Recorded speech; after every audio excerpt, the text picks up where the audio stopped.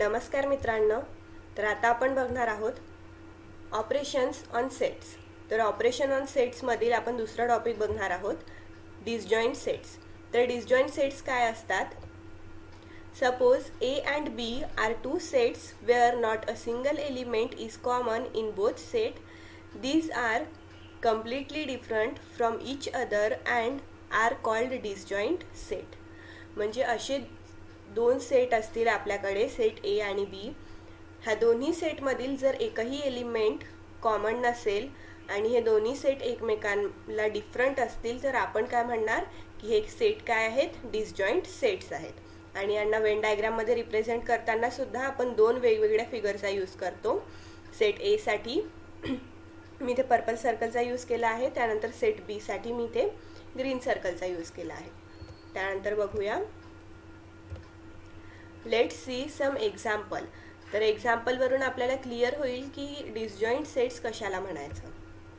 For example, A equals to in curly bracket 1 3 5 7, B equals to in curly bracket 2 4 6 8. Show that set A and B are disjoint sets. तर आपल्याला दोन set दिले आहेत, set A आणि B, आणि आपल्याला show करायचं आहे की ते डिसजॉईंट सेट्स आहेत. सोल्युशनमध्ये लिहूया. As we know, disjoint set has no common element. Here there are no common elements. तर बघा, डिसजॉईंट सेटमध्ये एकही कॉमन एलिमेंट असत नाही. तर ऑब्झर्व केलं तर आपल्याला दिसेल की सेट ए मधील 1 3 5 7 हे चारही एलिमेंट्स आपल्या सेट बी मध्ये आहेत का? नाही. किंवा सेट बी मधील 2 4 6 8 हे आपल्या सेट ए मध्ये आहेत का? नाही. म्हणजे दोन्ही सेटमध्ये एकही कॉमन एलिमेंट नाही आहे. तर आपण लिहू शकतो, therefore set A and B are disjoint sets and A intersection B equals to empty set. तर ए इंटरसेक्शन बी लिहिताना आपण दोन्ही सेटमधील कॉमन एलिमेंट्सचा सेट लिहितो, पण ह्या दोन्ही सेटमध्ये एकही कॉमन एलिमेंट नसल्यामुळे आपला सेट काय असणार? एम्प्टी असणार. म्हणून आपण इथे लिहिला आहे की A intersection B equals to empty set. त्यानंतर इथे मी अशा पद्धतीने ह्या सेट्सची वेन डायग्राम काढली आहे. त्यानंतर बघूया,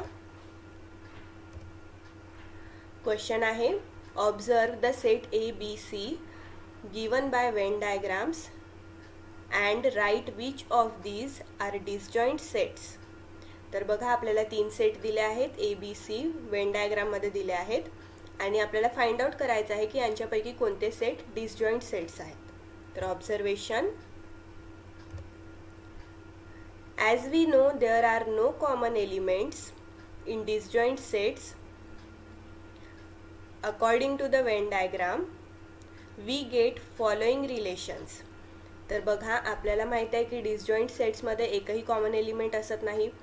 तर वेन डायग्राममध्ये ऑब्झर्व केल्यावर आपल्याला काय मिळेल? A intersection B equals to in curly bracket 3 6, A intersection C equals to empty set, B intersection C equals to in curly bracket 10 11 12. तर बघा, ऑब्झर्व केल्यावर आपल्याला काय दिसेल की 3 आणि 6 हे दोन एलिमेंट ए आणि बी च्या इंटरसेक्शनमध्ये लिहिले आहेत. म्हणजे ए आणि बी मध्ये 3 आणि 6 हे दोन कॉमन एलिमेंट्स आहेत.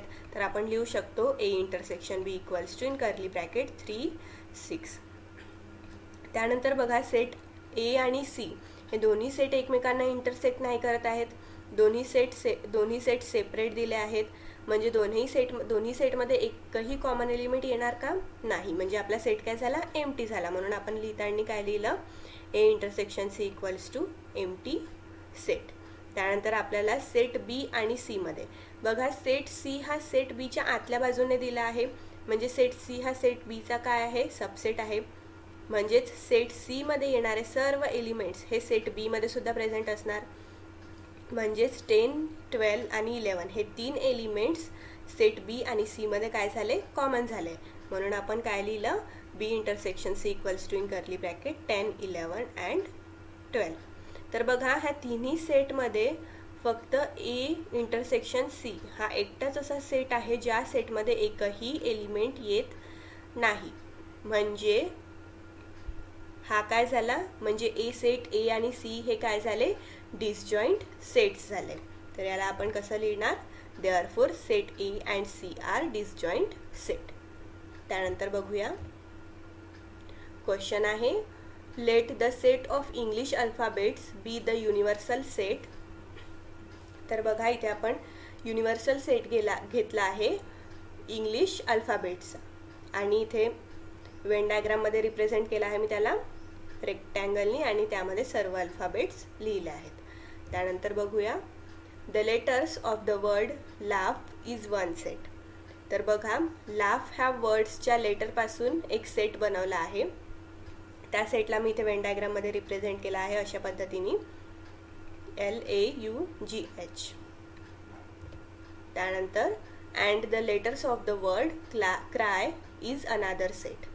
तर बघा क्राय ह्या वर्डचे जे लेटर्स आहेत त्यांचा आपण दुसरा सेट बनवला आहे आणि इथे मी त्यांना वेन डायग्राममध्ये अशा पद्धतीने रिप्रेझेंट केला आहे. त्यानंतर बघूया we can say that these are two disjoint sets. Observe that intersection of these two sets is empty. तर बघा आपल्याला काय म्हटलं आहे की हे दोन्ही सेट काय आहेत, डिसजॉईंट सेट आहेत. तर आपल्याला ऑब्झर्व करायचं आहे की त्यांच्या त्या दोन्ही सेटच्या इंटरसेक्शनमध्ये एकही एलिमेंट येत नाही. म्हणजे आपल्याला इंटरसेक्शन काढलं तर आपल्याला काय मिळेल, एम्प्टी सेट मिळेल. तर ऑब्झर्वेशन बघूया. Observation as per the Venn diagram it is clear that laugh and cry are disjoint sets as there is no overlapping in both sets. तर बघा वेन डायग्राममध्ये आपण ऑब्झर्व केलं तर आपल्याला काय दिसते की हे दोन्ही सर्कल्स एकमेकांना ओव्हरलॅप करत नाही, इंटरसेक्ट करत नाही. म्हणजे ह्या दोन्ही सेटमध्ये एकही कॉमन एलिमेंट येणार का, नाही. तर आपण म्हणू शकतो as both sets are disjoints so there will be no common element in them. तर दोन्ही सेट हे काय झाले, डिसजॉईंट सेट झाले. म्हणजे ह्या दोन्ही सेटमध्ये एकही कॉमन एलिमेंट येणार नाही. A intersection B equals to empty set.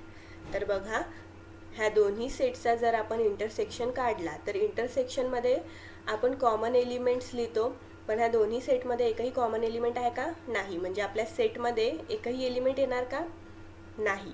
म्हणजे आपला सेट काय झाला, एम्प्टी झाला. म्हणून आपण काय लिहिलं, A intersection B equals to empty set.